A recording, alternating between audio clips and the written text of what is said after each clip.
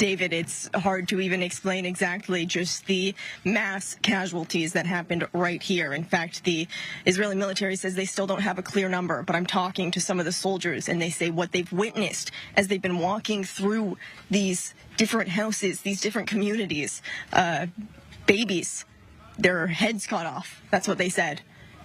Gunned down, families completely gunned down in their beds. You can see some of these soldiers right now comforting each other.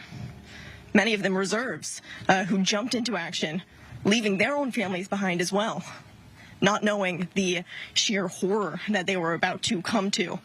They say they've never experienced anything like this. This is nothing that anyone could have even imagined when you're walking through here. Baby cribs thrown to the side.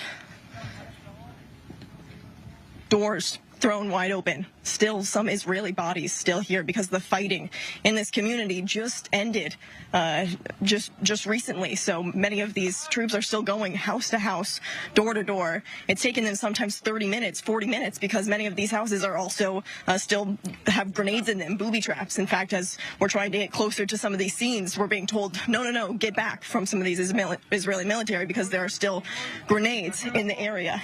I want us to keep walking through, continue to kind of see the destruction that's happening on the ground here. Even something as simple as a soccer net just left to the side here as people were with their families playing. I see in the distance more bodies being covered, all the while as they're covering these Israeli bodies, trying to evacuate everyone else from the territory, taking all of the casualties out of here. It's also littered with the bodies of terrorists. So we're hearing from one of the lead commanders here. It was anywhere from maybe 70 armed terrorists who made their way here from the Gaza border fence, which is less than a quarter of a mile away.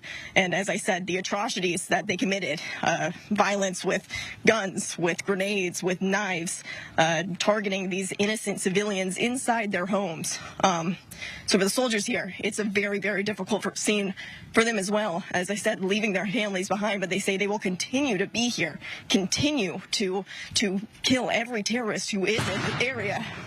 You can hear we're very, very close to the Gaza Strip, so we continue to hear artillery firing overhead as well. Even as we were giving this tour, we were told to get on the ground and take cover because you're so close to the Strip right now, you don't even get the red alert. You actually hear the boom before you're even told to get to the ground. So this is the reality, and this is what all of these soldiers, you can see, none of them expecting this, but all of them being here, ready for the fight nonetheless, and proud to fight for their country is what I'm hearing as well. And so that's why they want to show the press, they want to show these very, very difficult images, David, but they want everyone out here because they want to see and show exactly what is happening here on the ground.